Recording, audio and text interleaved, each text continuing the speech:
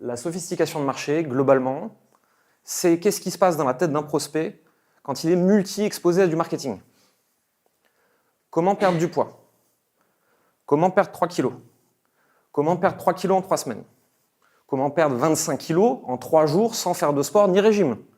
Grâce à une pilule magique. C'est la guerre des lessives. On lave plus blanc que blanc. Et à ce moment-là, les prospects ils arrivent dans quelque chose de très embêtant pour nous tous ici en tant que marketeurs, et c'est notre faute, la crise de confiance. Quand il y a la crise de confiance, il se passe un truc assez rigolo, c'est la parade du marketeur repenti.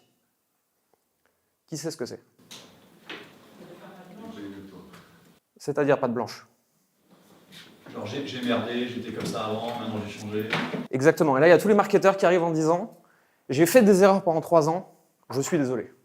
J'ai compris. » Et là, on arrive dans la parade du marketeur repenti qui lave plus blanc que blanc sur son honnêteté. Ouais. Qui sera le plus honnête? Qui sera le plus direct? Qui fera le moins de promesses? Qui mettra le plus de disclaimers? Est-ce que ça vous rappelle quelque chose? Tes stories Instagram? Oui. Je suis en plein dedans, moi. Aussi.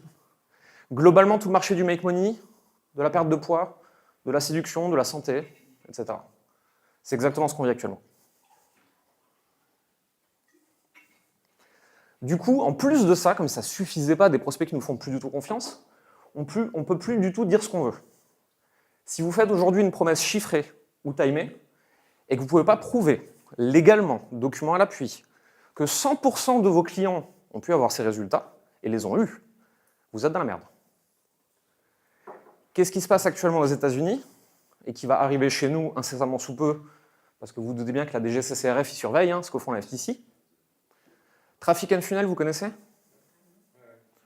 Un des plus gros business américains de make money, ils avaient Traffic and Funnel, Sales Mentor et d'autres activités. Ils viennent de fermer, de payer 1 million d'amendes pour fausses promesses, alors que je crois 95% de leurs clients avaient les résultats escomptés. Pas 100%, interdit. La société Learn aussi aux US, même genre, c'était un peu limite pyramidal, mais bon, des trucs qu'on pourrait largement faire en France aussi. 2,5 millions d'amendes, communiqué de presse, fermeture. Ils tombent actuellement, les comme nous, là, aux États-Unis, ils tombent les uns après les autres pour fausses promesses. Alors, oui, les Américains, globalement, sont plus agressifs que nous, mais je suis sûr que 80% d'entre vous ont encore des promesses chiffrées, timées, qui sont un peu tournées de façon « non, en fait, on ne le promet pas vraiment ». Sauf que si demain, il y a un contrôle, et que vous avez dit qu'on pouvait faire tant en tant de temps, même si vous ne l'avez pas garanti, vous êtes foutu. Fausse promesse. Et là, il va falloir rembourser tous les clients lésés. Ouais, rien que ça. Si tu n'as pas d'amende et pénalité en plus. Comme si ça ne suffisait pas, il suffit de 2-3 clients mécontents pour activer un contrôle. Et en cas de contrôle, ils vont appeler au téléphone 100% de vos clients pour savoir comment ça s'est passé, quels sont les résultats et est-ce qu'ils veulent témoigner. Ça, c'est l'état de notre marché actuellement. La sophistication de marché qui fait que les clients n'ont plus confiance en rien, ne veulent plus prendre aucun appel parce qu'on va essayer de me closer. Et on ne peut plus rien promettre à moins de flirter avec la légalité ou de se barrer à Dubaï. Ah, c'est sûr que ceux qui s'adressent au marché français qui sont à Dubaï, eux, ils peuvent. Les clients ne vont pas les attaquer. D'ici à ce que la DGCCRF aille les chercher, eux, les expatrie, machin, c'est un peu compliqué. Moi, par contre, ils sont demain matin à ma porte. Donc, je dois dealer avec ces conditions de marché en permanence.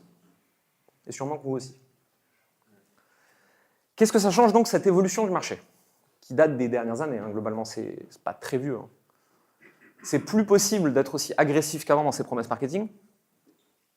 Les cycles de vente sont de plus en plus longs. Et on est obligé de réfléchir complètement autrement pour donner envie d'acheter.